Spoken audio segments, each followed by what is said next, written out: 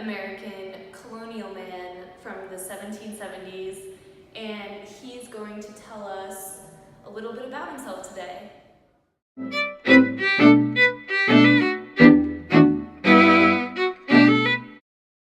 Thank you for meeting me here today, John. I know it was a long journey for you. What brought your family to Massachusetts from England, John?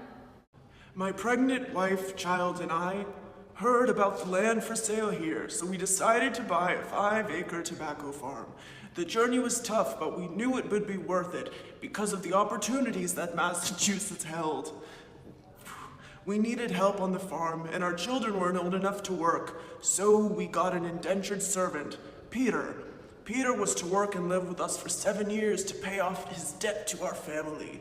How did you meet your wife, John?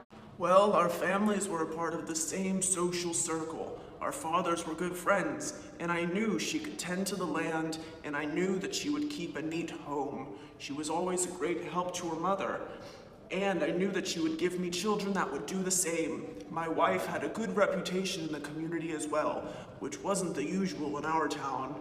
Many girls were punished for promiscuity and shamed, as they should be.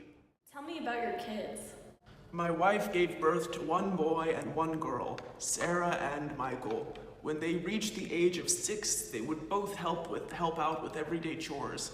We eventually decided that it would be best for Michael to get an education, so we sent him to boarding school in Europe. Sarah would eventually marry off to a family that we found suitable. What would you and your family do for fun? Some of the other landowners in the community would throw religious gatherings from time to time. We would enjoy food, such as vegetables that were in season, cooked of course, and delicacies such as cattle brain and heart. Peter and the other indentured servants would prepare food in the wood-burning ovens. While we enjoyed meat and vegetables, the servants would eat bread. The quartet would play songs from our favorite composers such as William Billings and Justin Morgan. Us men would wear knee breeches with stockings and waistcoats. I remember when my hair was long enough to put into a ponytail. The women would wear long dresses with corsets and bonnets. Now we're going to take a look at some pictures that John had brought in today. Oh look, there I am. I was born into a wealthy English family and met my wife when I was 20. As stated before, we moved to Massachusetts in 1770.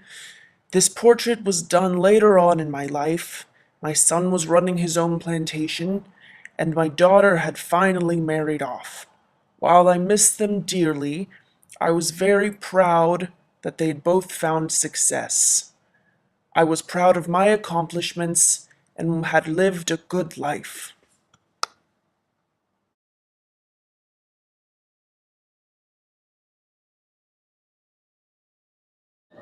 That's me, John's wife. While he was stern, he was a good man. I came from a conservative family, so John was the perfect fit for them. I worked while I was younger, but when I eventually got married and had children, raising Sarah into a proper woman and managing our servants were my primary duties.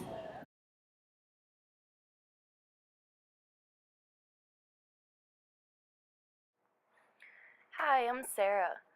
Yes, we had a lovely childhood. It got lonely and even boring at times, but my mother and father had my best interests at heart. I spent a lot of time with my mom. Me and her would cook together, we would clean together,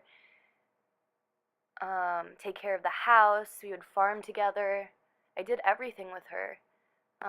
She was the best friend to me, and I will truly never forget that. Our relationship is very special. She taught me everything I needed to know about being a woman, and that was even how to stand, how to talk, and how to be there for your husband. And I can't ever repay her for that. She was an amazing woman, and I truly hope in my family I'm just like her.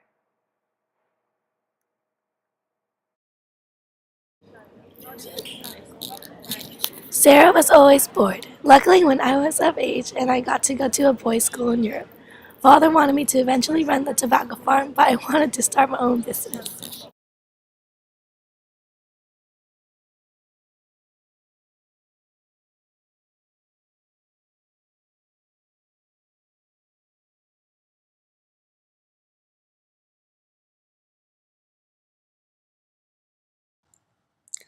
There is Sarah and Michael playing with some of the other landowners' children. They didn't have the opportunity to spend very much time with other kids their age, as Michael was busy with his studies and Sarah was busy learning the skills she would need as a wife.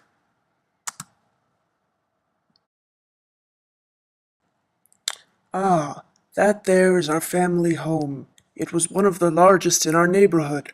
I have many fond memories there. There was a large kitchen for our servants to work, and each of our children had their own bedroom. Behind the house is our farm, where Peter spent most of his time. The Burns were stern but good people. The work that such a large property required was very exhausting. I would work from sundown to sunup. At times it was almost unbearable, but I knew it would be worth it when I could be a free man.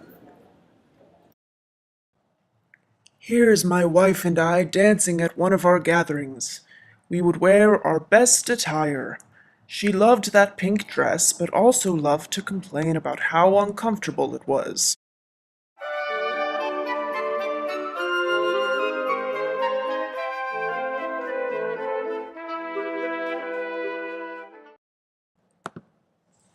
There's Peter tending to our beautiful land.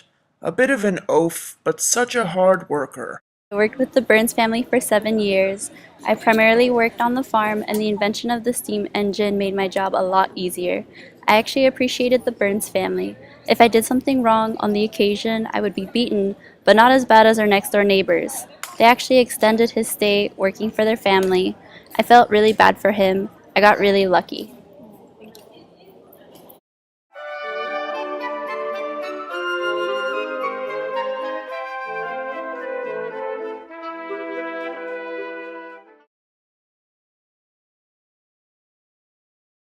Who are some of the men that played a role in declaring independence from Britain?